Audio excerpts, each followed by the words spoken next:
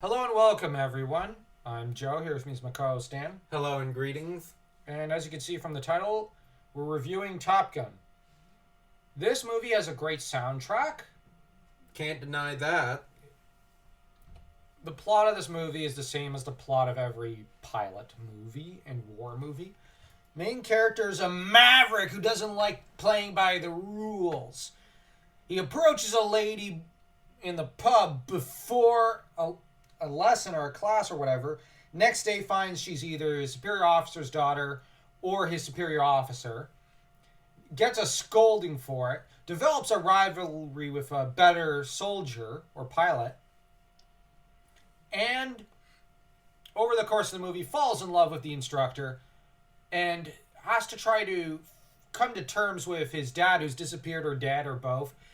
And in the end goes through a lot of great soundtrack songs, usually from the 80s, sometimes from the 70s or 60s, or even the 90s at times. And by the end of it, him and Rival have made peace and become besties, and Rival has agreed that girlfriend should go to the other guy, and the main character gets the girl. But then in the sequel, he'll forget about her and get a new girlfriend. The fact that, I've seen a 60s movie like this, I've seen a 70s movie like this, I've seen 8 to 9 different 90s and 2000s movies like this. This is the plot of every army or whatever movie. Now, the thing is, the Green Lantern movie did this better. The Green Lantern comics did this better. And I'm actually going to say this. I actually am fond of some of these movies, but I find that what's funny is that a lot of them drew inspiration from Top Gun, but I find this movie is lifeless. It's just it's as disinterested in itself by the end as I was. This movie runs for 2 hours and it feels like 20. The first 10 minutes we were basically like, okay, when are we going to meet the characters? Okay, how long has it been? Oh gosh, it's been 10 minutes. Oh gosh, it's still going? Then it it takes almost the equivalent of the first opening act of any other movie just to introduce the first character. Just for us to meet him outside the jet. And yet every other movie by now would have introduced the main character or something. Heck, Devil's Brigade, which basically follows essentially the same plot minus the whole girlfriend thing, kind of did this, but did it better. In the first 5 minutes, we were introduced to the main cast instead of characters.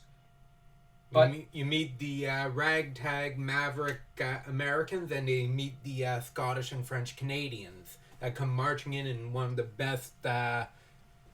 Because the Devil's Brigade is a Canadian Legion. I know Hollywood likes to pretend that it's part American, but it's a Canadian Legion. So basically, the plot of Devil's Brigade is the Canadian Legion, the Devil's Brigade, agrees to work with an American Legion. But, hey, we have to let the Americans have a little bit of credit for our work in World War I and II. They did so little in those wars. In comparison to others, at least in the Atlantic theater, the Atlantic generals, their generals did more work than, because the American generals led the way in World War II in the Atlantic, but in the Pacific, the Americans did end up the main army, along with the main generals. So they did do a lot in World War II, but on the European front, it was almost more a Canadian, a British. When it comes to the North American forces, we did more than the Americans in the Atlantic theater. That said, anyways. Yeah, that's how bored we are with this movie. We start talking about World War II semantics.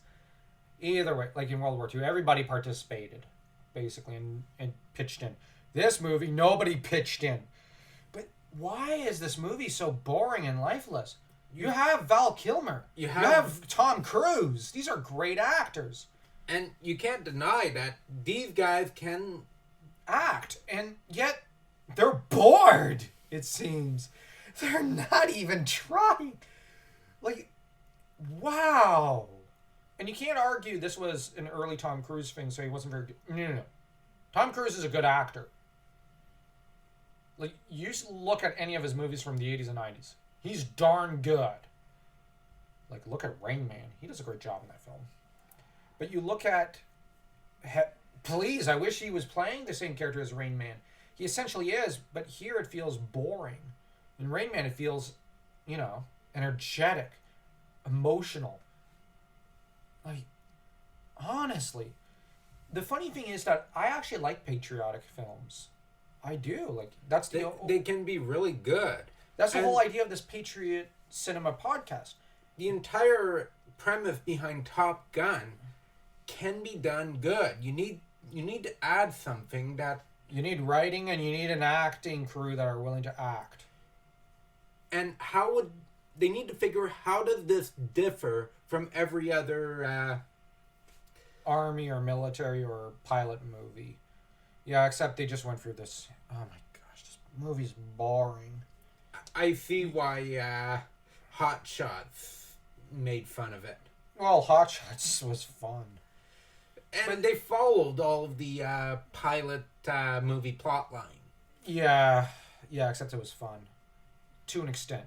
Although Hot Shots Part 2 is better. We're going to be reviewing Top Gun 2 next. I hope it's better. Let's pray it is, because this was just... I don't think I can endure another 2 hours of this nonsense. Mm-hmm. I honestly don't have anything good to say about this. Let's rate it. The music was good.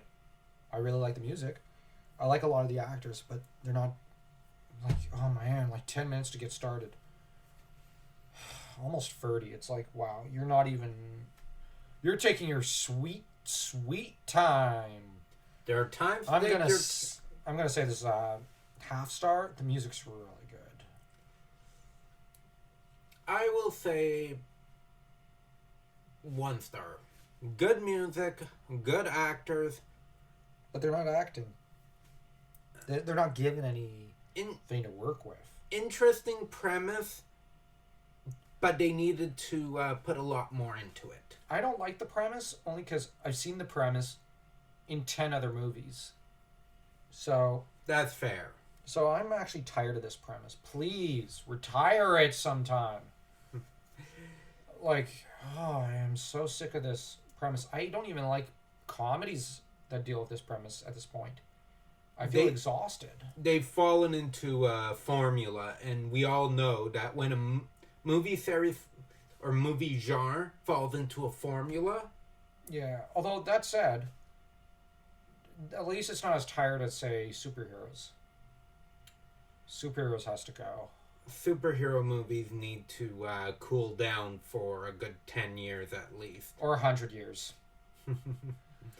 We got enough for a century and a half. Let's no more. Uncle. Anyways, tell us what you think. Doubtless a lot of people in the comment section are going to think we were too harsh on this movie, but I don't see how anyone can play nice with this movie.